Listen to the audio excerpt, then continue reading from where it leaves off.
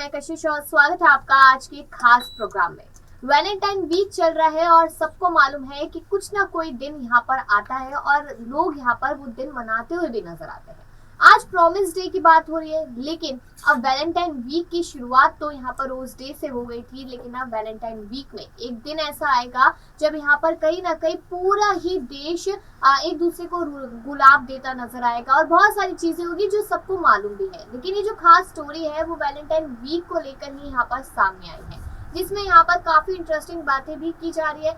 आज ये खबर कुछ ना कुछ यहाँ पर बाकी खबरों से अलग हटकर, क्योंकि इस प्रोग्राम में बात हो रही है कुछ ऐसे कपल्स की जो काफी ज्यादा सुर्खियों में बने रहते हैं और किस तरीके से उनकी लव स्टोरी शुरू हुई इसके बारे में जानकारी आपको देंगे। अब देखा जाए यहाँ पर तो शुरुआत कहीं ना कहीं हो जाती है सचिन पायलट और सारा को लेकर। सबको मालूम है कि हिंदू मुस्लिम की लव स्टोरी थी और किस तरीके से बरकरार रही और अभी तक चल रही है, उसकी भी तारीफ लगातार सुनने को मिलती है। दूसरी तरफ देखा जाए तो शहनवाज हुसैन की लव स्टोरी भी कुछ ऐसी है, मुख्तार अब्बास अंसारी की भी यहाँ पर कहीं ना कहीं जो लव स्टोरी है वो इसी तरीके की है। लेकिन आज के इस खास प्रोग्राम में बात यहाँ पर अपर्णा बिष्ट यादव और यहाँ पर प्रतीक यादव को लेकर हो रही है। क्यों? क्योंकि मुलायम सिंह यादव के बेटे प्रतीक यादव कितने ज्यादा शर्मीले हैं ये बात सभी को मालूम है, लेकिन जब बात अपर्णा यादव को लेकर आती है तब कहीं ना कहीं उनके चेहरे पर हंसी आ जाती है और उनका चेहरा यहाँ पर महकने लगता है। ये बात तरह तरह की कही जाती है, लेकिन यहाँ पर आज उनकी लव स्टोरी को लेकर बात करेंगे और ये बताया जा रहा है कि यहाँ पर प्रतीक यादव ने ही किस तरीके से मैसेज कर करके यहाँ पर अपर्णा यादव को परेशान भी कर दिया था और अपर्णा यादव को आखिरी में आकर हाथ तक कहनी पड़ी। लेकिन अपर्णा यादव को ये बात मालूम नहीं थी कि प्रतीक यादव मुलायम सिंह यादव के बेटे हैं। तो शुरुआत करती हूँ इस खास प्रोग्राम की कि वैलेंटाइन वीक वो सप्ताह होता है जिसमें प्रेमी जोड़ा अपने पार्टनर को स्पेशल फील कराने के साथ साथ काफी कुछ अलग अलग चीजें भी करता है और अपनी मोहब्बत का इजहार भी काफी अलग तरीके से करता है। हम अक्सर प्रेम की बहुत कहानियां सुनते हैं, लेकिन हम आज जिस फेमस कपल की बात करें उसके बारे में मैं आपको बता चुकी हूँ। बात अपर्णा और यहाँ पर प्रतीक यादव की हुई है। अब देखा जाए यहाँ पर तो और भी बहुत सारी जानकारियां सामने आती है उनके टाइम को लेकर। ये कहानी शुरू हुई थी स्कूल टाइम से, एक दूसरे को जानते थे। खास बात ये रही कि अपर्णा यादव को ये नहीं पता था कि प्रतीक यादव का कनेक्शन मुलायम सिंह यादव के परिवार से है और अपर्णा यादव और प्रतीक यादव स्कूल टाइम से ही दोस्त थे और हर छोटी बड़ी बात एक दूसरे से शेयर भी किया करते थे। इनका प्यार उस वक्त परवान चढ़ा जब ये दोनों एक बर्थडे पार्टी में पहुंचे। या पहुंचने पर इन दोनों ने अपनी ईमेल आईडी दूसरे से एक्सचेंज की और उसी से बात करने लगे। तो क्या था, दोनों को एक दूसरे से बात करने का जरिया मिल गया। फिर दोनों की बात धीरे धीरे बढ़ने लगी और प्यार का इजहार हो गया। 10 सालों तक दोनों की लव स्टोरी चली।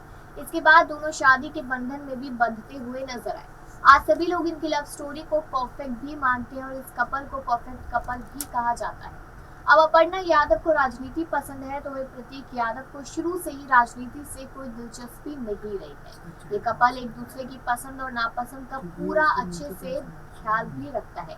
यही वजह है कि इन दोनों के बीच किसी मनमुटाव की कोई खबर सामने नहीं आती। अपर्णा यादव ने राजनीति में पहले समाजवादी पार्टी को चुना और उसके बाद भारतीय जनता पार्टी की राह पर चली गई। अब इन सभी के बावजूद कभी भी पति प्रतीक यादव ने उन पर कोई भी उंगली नहीं उठाई और उनके फैसलों की हमेशा यहाँ पर इज्जत भी की।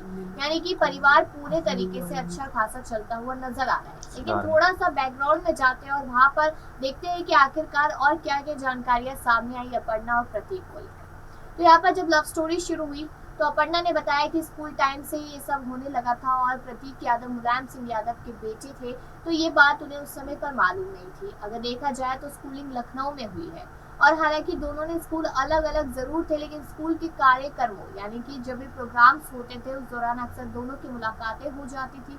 दोनों की कुछ कॉमन फ्रेंड्स भी थे और इंटरव्यू के दौरान अपर्णा ने बताया कि 2001 में एक बर्थडे पार्टी में दोनों पहुंच गए थे और प्रतीक यादव ने उनसे खुद यहाँ पर आकर उनका ईमेल एड्रेस मांगा था, क्योंकि शायद उस समय पर मोबाइल्स नहीं थे तो उसका चलन नहीं था, तो इसलिए ईमेल एड्रेस से ही काम चलाया। अब ईमेल एड्रेस देने के कुछ दिन बाद ही देखा गया कि अपर्णा ने अपना मेल चेक किया तो प्रतीक की कई सारी मेल्स आई हुई थी जिनमें अपर्णा के लिए अपने प्यार का इजहार किया हुआ था और यही से दोनों की लव स्टोरी लगातार शुरू होती चली गई जो रुकने का नाम नहीं ले रही थी और उसके कुछ समय बाद ही ये लव स्टोरी शादी में तब्दील हो गई। लंबे समय तक रिलेशन में रहने के बाद दोनों की 2011 में सगाई हुई और 2012 में दोनों शादी के बंधन में भी बंध गए। ये शादी काफी हाई प्रोफाइल रही, जिसमें अनिल अंबानी, अमिताभ बच्चन, जया बच्चन जैसे कई दिग्गज भी शामिल होते हुए नजर आए। वहीं पर देखा जाए तो मैनचेस्टर यूनिवर्सिटी से इंटरनेशनल रिलायंस और पॉलिटिक्स में पोस्ट ग्रेजुएट अपर्णा यादव एक ट्रेंड क्लासिकल सिंगर भी है।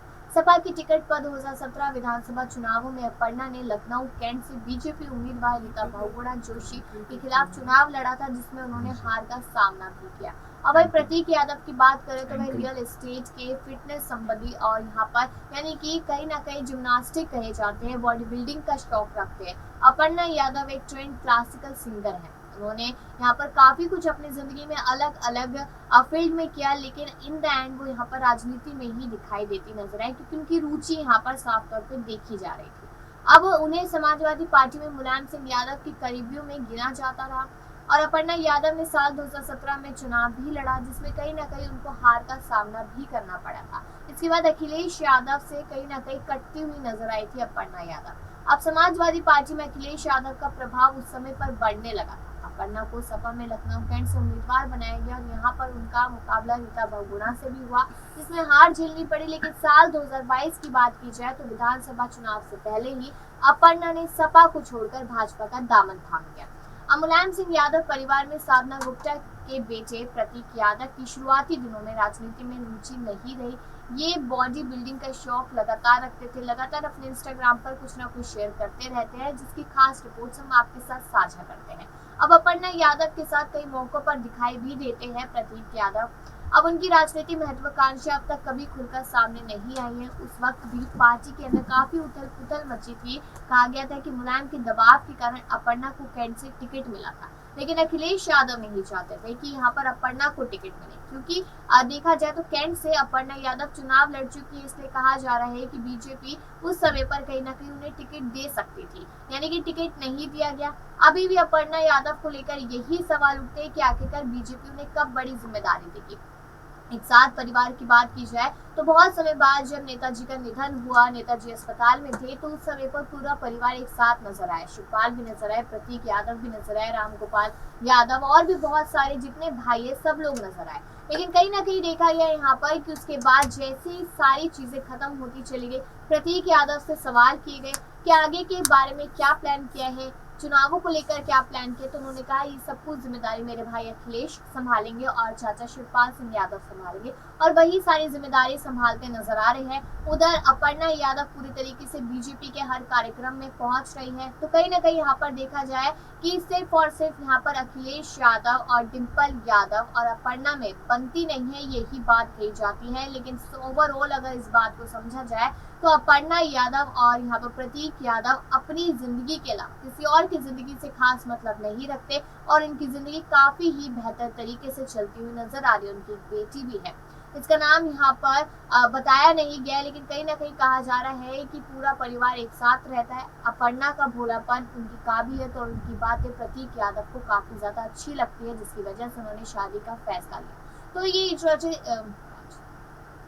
तो ये कहानी आपको कैसी लगी कि अपर्णा यादव और प्रतीक यादव जो इंटरकास्ट मैरिज में भी एक साथ अभी तक खुश रहते नजर आए हैं और आने वाले समय में भी इसी तरीके से खुश रहते नजर आएंगे, तो उसको लेकर अपनी राय जरूर दीजिएगा कि आप क्या सोचते हैं यहाँ पर यादव परिवार को लेकर। और बाकी इसी खबरों के लिए देखते रहिए नेक्स्ट टाइम।